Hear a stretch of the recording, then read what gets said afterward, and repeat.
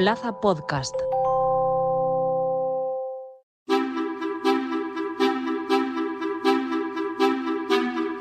El elevado compromiso de las personas con su trabajo puede llegar a desencadenar una adicción.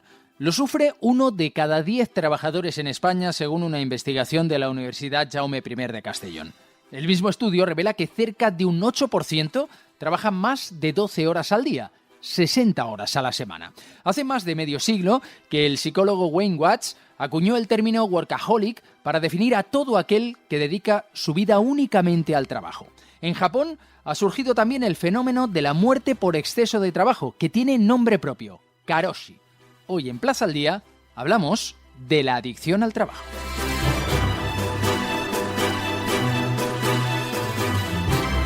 José de Sola es doctor en psicología y psicoterapeuta de Salud Psicólogo. Señor de Sola, ¿qué tal? Muy buenas. Muy buenas.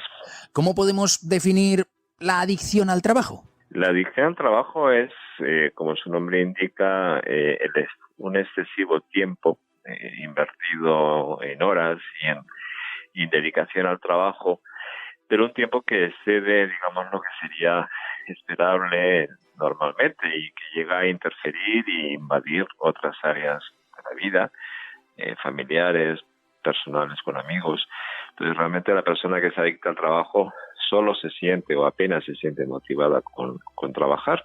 Entonces es incapaz de disfrutar de vacaciones porque disfruta con su trabajo. Entonces se lleva el ordenador o llega tardísimo a casa o invierte los fines de semana.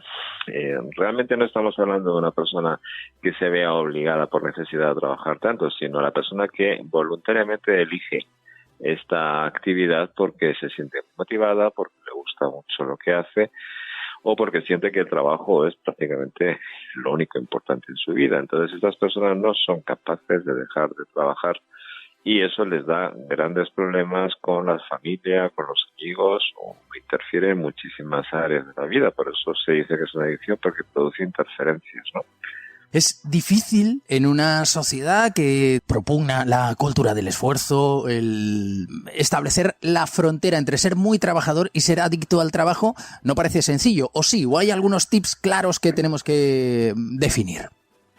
Efectivamente, la adicción al trabajo está dentro de lo que se llaman buenas adicciones, ¿no? Entre comillas, ¿no? Entendemos por buenas adicciones, son adicciones pues que no resultan ofensivas ni llamativas, ¿no? Como puede ser también la adicción al deporte o la adicción a la comida sana, que también son adicciones, son buenas adicciones y no suelen llamar la atención, incluso dan buena imagen.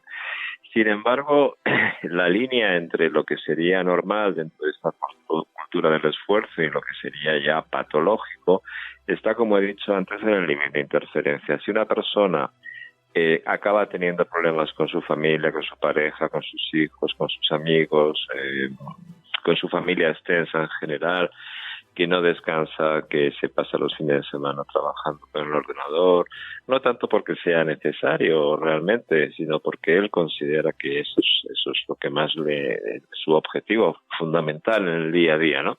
Cuando se produce este nivel de interferencia es cuando ya podemos hablar de una adicción, cuando podemos hablar ya de que estamos hablando de un comportamiento problemático. La persona, pues eso, que llega tardísima a casa, que incluso antes de acostarse, pongo un ejemplo, pues incluso en la misma cama se pone con el portátil a acabar cosas, que llega el fin de semana y se pone a hacer cosas en casa, o que incluso en las vacaciones no deja de trabajar, por ejemplo. Es decir, cuando realmente la línea está en cuando eso produce interferencias e incluso también produce trastornos y síntomas físicos de agotamiento en la propia persona. Pero básicamente lo que se suele delimitar como característico en este tipo de adicciones es el nivel de interferencia con el entorno. Cuando se produce esta interferencia es cuando podemos hablar de que esa es la línea. ¿Qué tipo de causas pueden llevar a una persona a desarrollar este tipo de comportamiento? Fundamentalmente una baja autoestima y la necesidad de compensarse mediante el trabajo u otras actividades, ¿no? Como son el deporte, que también hay gente que se adicta al deporte y emplea muchísimo tiempo e interfiere en su vida también. suele ser una baja autoestima, un deseo de compensación de uno mismo, y evidentemente en el momento en que se sienten competentes con una actividad como el trabajo, invierten prácticamente todo su esfuerzo, porque es la forma de sentirse bien y de sentirse válidos.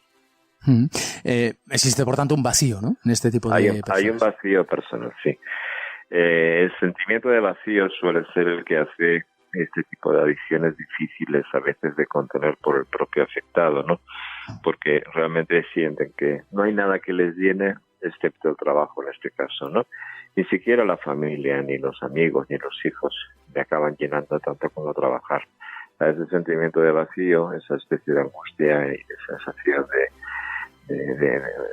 vacío, efectivamente, pues no les permite más que dedicar atención al trabajo, que es lo que les hace sentirse llenos. De hecho, cuando dejan de trabajar, cuando no se les permite trabajar, cuando se les dice que ahora no pueden trabajar, se ponen nerviosos, sienten que están perdiendo tiempo y sienten sensación de ansiedad, de vacío. Eso es propio de una adicción.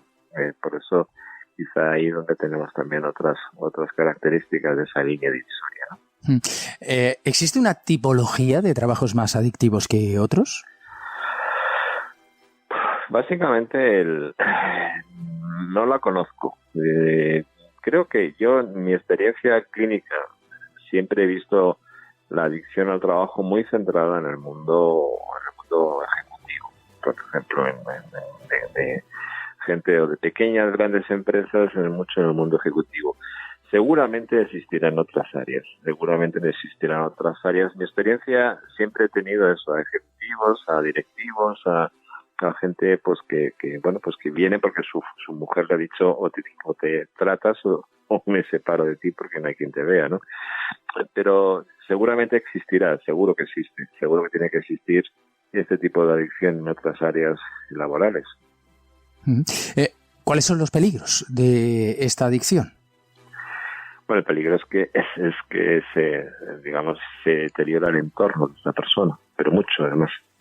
Se deteriora, se producen a veces separaciones, rupturas de parejas, enfrentamiento con los hijos, con la familia, y luego eso es en cuanto al entorno. En cuanto a nivel personal físico, evidentemente si este tipo de personas son propensas a desarrollar síntomas psicosomáticos como hipertensión o riesgos de problemas cardiovasculares también, lógicamente, por el esfuerzo y la tensión que mantienen en el día a día.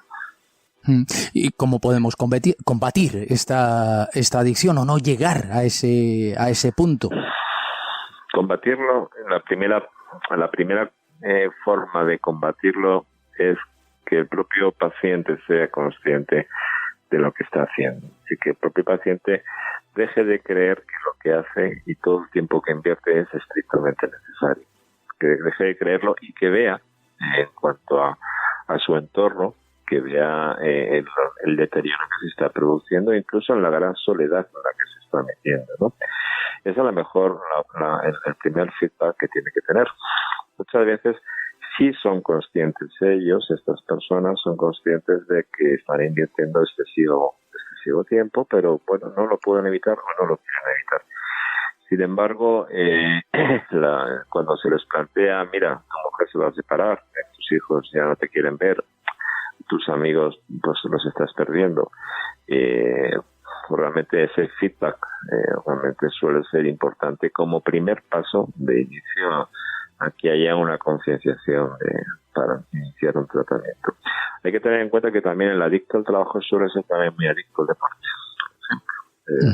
Todo decir, digamos, forma parte de lo mismo, es decir, la necesidad de llenar mi tiempo con actividades útiles, ¿no? Constantemente, ¿no? Entonces, bueno, de pronto es eso, entre que dedica muchas horas a trabajar y que cuando sale también se va al gimnasio a mediodía y realmente no tiene tiempo para relacionarse con nadie. Entonces, a veces eso es la primera información que hay que darle y plantearle: si tú quieres seguir así, te vas a quedar solo, no vas a tener familia, o tu familia no va a querer estar contigo. Ese suele ser el primer paso. José de Sola es doctor en psicología y psicoterapeuta de Salud Psicólogos. Señor de Sola, muchas gracias. Muchas gracias a vosotros. Saludamos a Ricardo Rodríguez, es coordinador de la Unidad de Intervención en Adicciones UNIADICT de Madrid. Señor Rodríguez, ¿qué tal? Muy buenas. ¿Qué tal? ¿Cómo nos encontramos? ¿Cuál sería el perfil de alguien que acude a una terapia de adicción al trabajo? Generalmente nos encontramos con un perfil de personas varones, hombres, entre una media de menores de 45 años, perfiles ejecutivos, perfiles ligados al departamento de finanzas, a grandes empresas, a CEOs y cargos intermedios, digamos. Un tipo de perfil de unas personas que tienen una alta responsabilidad y que tienen la capacidad también laboral de poder crecer dentro de esa responsabilidad. ¿Tiene cura la adicción al trabajo?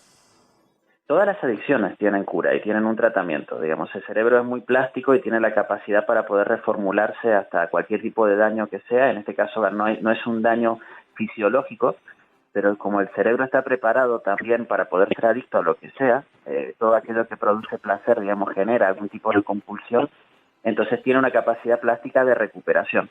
El tratamiento de una adicción al trabajo conlleva una recuperación de la persona, entonces por lo tanto tiene una cura.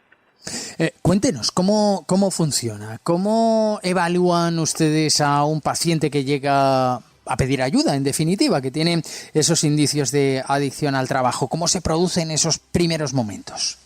Generalmente, como estamos hablando de algo que encima es una palabra anglosajona, ¿no es cierto? El workaholic, que tarda en introducirse aquí en España, por una cuestión también aunque hay algo de conciliación también en la vida familiar y en la vida laboral, no se estima tanto, o sea, no se identifica tanto ese tipo de perfil o la propia persona porque no entra dentro de un autónomo o una persona que tiene una pequeña empresa y lo que hace es tener muchas horas para poder cubrir gastos o para poder llevarse dinero a su familia, ¿no? Sino que estamos hablando de personas que han ido depositando una serie de expectativas y de exigencias personales en el ámbito de lo laboral y descuidando todos otros aspectos de su vida, ¿no? Entonces, muchas veces las personas que acuden no vienen porque ellos puedan identificar esto, sino que son traídos. O sea, aparece un problema dentro de una pareja, aparece un problema dentro de una familia de que de repente hay una sospecha de otro tipo de adicción o hay una sospecha de alguna conducta compulsiva, y cuando nosotros empezamos con la valoración del paciente dentro de las entrevistas clínicas, pues identificamos de que no hay antecedentes de ningún otro tipo de patología adictiva o un trastorno de salud mental o nada asociado, pues podemos encontrar ansiedad y algunos trastornos de tipo anímico, pero principalmente lo que encontramos es una persona que tiene una conducta compulsiva, que gasta mucho de su tiempo y de su día a día en el tema del trabajo, nunca tiene un fin, o sea, siempre tiene la capacidad de poder seguir trabajando y seguir produciendo en aquello que está, y muchas veces no tiene el rendimiento económico asociado a la actividad laboral que está haciendo, ¿no? Y no es porque venga impuesto, sino simplemente es una autoexigencia de la propia persona. Y hay una satisfacción intrínseca, pulsional, interna, de que esa persona conlleva, digamos, repite todo el tiempo y termina escondiéndose de la familia o escondiéndose de la pareja, termina sintiéndose a veces vulnerable de que descubran esto, o lo que hace es alejarse de los entornos de amigos o los entornos familiares. Entonces eso llama la atención, ¿no? ¿La adicción al trabajo suele convivir con otras adicciones? En cierta parte sí, o sea, es común que los pacientes cuando hacen una primera consulta identifican a lo mejor algún trastorno del consumo de estimulantes, principalmente de cocaína o abuso de alcohol en un momento determinado, y que aparezca asociado el tema de cómo se relacionan esas personas con su trabajo y que no sean conscientes de que tienen un malestar hasta que nosotros no empezamos con la terapia a poder hacer cuál es el planteamiento de esa persona y cuáles son sus expectativas acerca de lo que le ocurre, ¿no? Es bastante común de que aparezcan las cosas, no veamos fenómenos puros en el siglo XXI, sino que aparezca mucha comorbilidad, digamos, y trastornos de tipo asociado. Nos decía usted que normalmente no acuden, sino que son llevados esos pacientes donde encuentran los indicios y posteriormente se pone en marcha el tratamiento. ¿En qué consiste el tratamiento? ¿Cómo se cura la adicción al trabajo? En principio todas las adicciones comparten algo en común, ¿no? Que independientemente de la sustancia, que en este caso es una adicción sin sustancia, no está catalogado dentro de la Organización Mundial de la Salud ni tampoco en los manuales estadísticos. Recién ahora, en este año, en el CIE-11, que es un manual de clasificación de salud mental que se utiliza en Europa para poder hacer los diagnósticos, aparece lo que es otra patología en estudio, que es el trastorno por uso de videojuegos, digamos, una patología adictiva sin sustancia, pero hasta este tiempo solamente se consideraba el juego patológico, el juego de azar. Entonces, la visión acerca de lo que son las adicciones ha ido cambiando y se ha ido transformando a medida que hay un mayor conocimiento sobre la neurobiología de las adicciones. Cuando entendemos de que el cerebro funciona de una manera, independientemente de si existe una sustancia que puede generar un aumento de la compulsión o no, pero que el cerebro tiende a ser compulsivo y hay una recompensa en una pequeña área que se llama el núcleo accumbens, el tratamiento sigue las mismas pautas. O sea, dentro de la evaluación de ese paciente, a veces se trata a la persona, a veces se trata también al núcleo familiar, a veces se trata todo de forma conjunta, pero la base sigue siendo la misma de hace muchísimos años, que la base es psicoterapia, ya sea individual o sea grupal, con apoyo farmacológico en los casos que hiciera falta, ¿no? En ese momento, cuando interviene la dirección médica o intervienen los médicos con los fármacos, lo que se busca es o tratar la parte comórbida o tratar los efectos, digamos, de esa compulsión, de esa enfermedad, de esa patología en el cerebro y que causa problemas emocionales o problemas familiares. Se trata el estado de ánimo, se trata la parte más compulsiva con estabilizadores de ánimo, etcétera. Y muchas veces no es necesario, digamos, es simplemente el tratamiento pasa por la psicoterapia, por una psicoeducación y una reeducación de los hábitos de esa persona. ¿Y cómo sabemos que un paciente ya se ha recuperado? Principalmente lo sabe el paciente. O sea, eso es algo muy curioso, ¿no? O sea, como la Organización Mundial de la Salud considera las adicciones como lo considera con el cáncer, ¿no? Como una enfermedad crónica recidivante. Eso significa de que no tendría una cura completa, sino que tiene curas parciales, y eso implicaría que puede haber recidivas, que puede haber recaídas. Entonces, que una persona se cure no implica de que no consuma, o en este caso no implica de que no trabaje. Nos pondríamos entonces, por ejemplo, en el planteamiento de lo que es otra adicción, otro comportamiento compulsivo. Los seres humanos tenemos una alta capacidad de ser compulsivos y de ser muy flexibles a la hora de poder elegir nuestras compulsiones, ¿no? Entonces, nos encontraremos, por ejemplo, con una adicción al sexo, con una persona que sería... O sea, no podemos impedirle la pulsión sexual y decirle, oye, no puedes no tener relaciones sexuales, aunque tú tengas un comportamiento compulsivo en cómo te relacionas con el sexo, porque cómo eso te genera placer y cómo vas buscándolo todo el tiempo y has dejado de trabajar, has dejado de ocuparte de tu familia, etcétera, etcétera. Entonces, no pasa por la abstinencia, sino pasa por la reeducación. Reeducarse al final en esta parte implica encontrar un equilibrio, ¿no? Entonces, cuando los pacientes sienten, previa valoración también del equipo técnico, ¿no? De que han llegado a un punto donde saben convivir con ellos mismos, donde empieza a haber un equilibrio en cómo obtienen placer o cómo obtienen recompensa y las formas diferentes de tenerlo, ¿no? Y la que no existe una única gratificación por arriba de todas las otras, que ese es el fenómeno de la adicción, ¿no? Una gratificación que adquiere un valor mucho más importante. Entonces esa persona suele levantar la mano y decir, oye, me encuentro suficientemente satisfecho con mi relación ahora conmigo mismo y con todo lo que tengo alrededor. Se hace una valoración desde el equipo técnico, de los profesionales que le están atendiendo, y a partir de ahí nosotros lo que hacemos son altas parciales, altas que van estirándose en el tiempo hasta que esa persona, digamos, adquiere una nueva relación con su entorno, ¿no? Lo que sería en lo clásico de adicciones, la reinserción del sujeto, ¿no? Pero claro, nosotros nos ponemos en lo que era la reinserción, si entendemos las adicciones como el principio de la adicción a una sustancia orgánica, una sustancia química, y entonces estaríamos hablando de un heroinómano, ¿no? De hace 40 años, que entonces se separaba de la sociedad, que había que curarle de su adicción a la heroína cuando se podía, y después había que reinsertarle a una sociedad que tenía que aprender a manejar la disponibilidad de la sustancia. Cuando hablamos de adicciones sin sustancias, como adicción al sexo, adicción al trabajo, adicción a las compras, la persona tiene que ser capaz de poder manejarse con los objetos que tiene alrededor, ¿no? Es decir, esos son objetos, el trabajo, las compras, la comida, ¿no? Son determinados elementos con los que generamos un tipo de interacción, y si esa interacción es compulsiva, corremos el riesgo de perdernos en ella, ¿no? Le preguntaba yo antes si la adicción al trabajo podía convivir o solía convivir con otras adicciones. ¿Es habitual también sustituir una adicción por otra y estaríamos ante un nuevo problema? Es habitual que las personas que tienen adicciones tengan comportamientos compulsivos, ¿no? Entonces es habitual de que haya un déficit o a veces un trastorno, que clínicamente se llama así, trastorno de control de los impulsos de personas que son impulsivas y que son compulsivas al mismo tiempo, ¿no? Ese sería entonces el diagnóstico de base. Sería un trastorno de control de los impulsos, que todas las adicciones lo tienen, sumado con algún tipo de adicción en concreta, ¿no? Entonces, si nosotros curamos solamente la adicción y no lo entendemos dentro de lo que es el fenómeno actual en el siglo XXI que se llama patología dual, que las cosas no son puras, sino que de repente aparece un consumo de tóxicos o un abuso de una conducta sumado con un trastorno de personalidad o con un déficit de control de los impulsos, con una baja tolerancia a la frustración o con una psicosis, ¿no es cierto?, hablando en palabras mayores. Entonces, si nosotros entendemos que lo que tenemos que hacer es solo tratar la conducta compulsiva, lo que hace el síntoma es saltar, es como una pulga, ¿no?, que salta de perro en perro, lo que hace es saltar a otra compulsión. Porque si no estamos trabajando con lo que es la personalidad de base compulsiva de esa persona y cómo se relaciona con los objetos que tiene, lo más probable es que efectivamente la pulga salte a otro perro, ¿no?, de que coja otro tipo de compulsión más adelante o que le cueste mucho renunciar a ella, ¿no?, que sería lo mismo. Ricardo Rodríguez es coordinador de la Unidad de Intervención en Adicciones de Madrid, Uniadict. Muchísimas gracias. Rafael, muchísimas gracias a ti.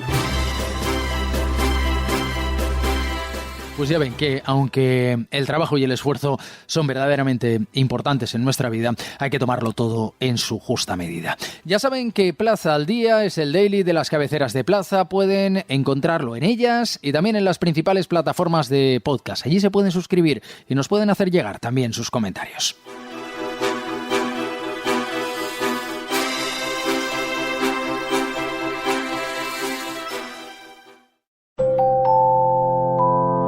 Plaza Podcast.